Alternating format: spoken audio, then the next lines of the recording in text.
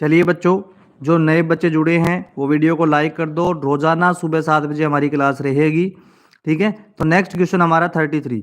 Well baby clinic में नीचे लिखी सभी सूचनाएं होती है किसी एक के अलावा।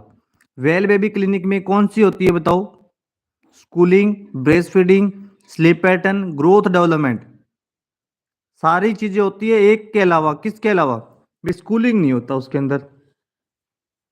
ध्यान देना, जो है नया सिलेबस जारी हुआ है उसी के अनुसार आपकी तैयारी हम करवा रहे हैं इस क्लास के अंदर, ठीक है। ऐसे ही इंपॉर्टेंट क्वेश्चन वहां देखने को आपको मिलेंगे।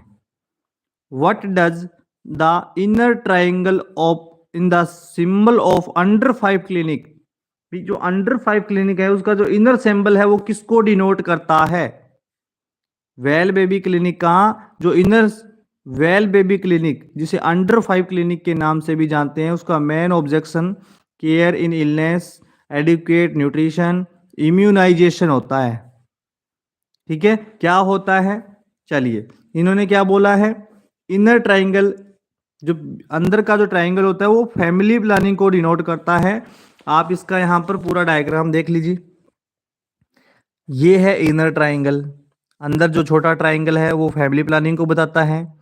ये हिस्सा जो इसका राइट साइड है वो एडिक्वेट न्यूट्रिशन को, लेफ्ट साइड है वो इम्यूनाइजेशन को, टॉप वाला ट्राइंगल है वो केयर इन इलनेस को, और बाहर वाला जो ट्राइंगल है, ये आउटर वाला जो ट्राइंगल है, ये हेल्थ एजुकेशन को बताता है। एक बार फिर सुने, बाहर का जो ट्राइंगल होता है वो हेल्थ एजुकेशन को बताता है, ये बाहर जो ट्राइंगल दिख रहा है आपको, ठीक है। और ये अंदर वाला जो ट्राइंगल है, ये बीच वाला सेंटर वाला, ये फैमिली प्लानिंग को बताता है। ज्यादातर क्वेश्चन फैमिली प्लानिंग पे पूछे जाते हैं। राइट साइड का ट्राइंगल एडिक्वेट न्यूट्रिशन, ये भी तो ट्राइंगल बन रहा है, तो ये एडिक्वेट न्यूट्रिशन को बताता है, ये इम्यूनाइजेशन को बताता है, ये केयर इन इलनेस को बताता है, ऊपर वाला ट्राइंगल। तो ये बहुत इंपॉर्टेंट चीजें हैं, ध्यान रखना, ठीक है बच्चों। चलिए, हेल्थ कम्युनिकेशन व्यक्तियों के, क्वेश्चन नंबर 35 है। व्यक्तियों के बीच एक सामान्य तंत्र, कॉमन सिस्टम के द्वारा सूचनाओं का आदान प्रदान करने की टू वे प्रोसेस को क्या कहते हैं?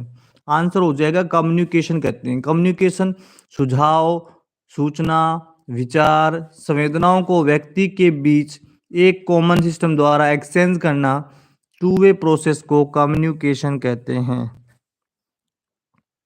ठीक है बच्चों। नेक्स्ट क्वेश्चन, एक कम्युनिटी सेटअप में काम करने वाले नर्स एडमिनिस्ट्रेटर में कौन सा मोस्ट इंपॉर्टेंट स्किल होना चाहिए?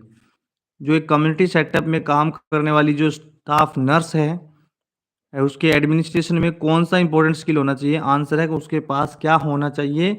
उसका कम्युनिकेशन अच्छा होना चाहिए। अगर उसका कम्युनिकेशन अच्छा है, अगर उसका कम्युनिकेशन अच्छा है तो यकीन मानिए बहुत अच्छा काम कर पाएगी। कम्युनिकेशन जरूरी है। Question number 37, which is not the element of communication. Communication का एलिमेंट कौन सा नहीं है? इनमें से कम्युनिकेशन का एलिमेंट कौन सा नहीं है? पहला मैसेज, दूसरा सेंडर, तीसरा अटेंशन, चौथा चैनल।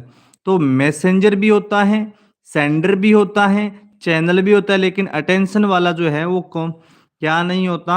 वो कम्युनिकेशन का एलिमेंट नहीं होता है। सर अभी बताएं कि अभी राजस्थान में 13,400 पोस्ट पे भर्ती आई है मेडिकल डिपार्टमेंट में। वहाँ बहुत सारी अलग अलग पोस्ट है, उसमें से कौन सी पोस्ट है जिसमें सिर्फ 12th या ग्रेजुएशन चाहिए और कुछ नहीं? हम यहाँ पर जो है आपको नर्सिंग की कंप्लीट तैयारी करवाते हैं। नर्सिंग का अगर आप पूछ सकते हैं तो नर्सिंग करनी ही पड़ेगी, नर्सिंग के बाद ही आपको नर्सिंग की तैयारी, इस चैनल पे तो आपको नर्सिंग की तैयारी मिलेगी, ठीक है।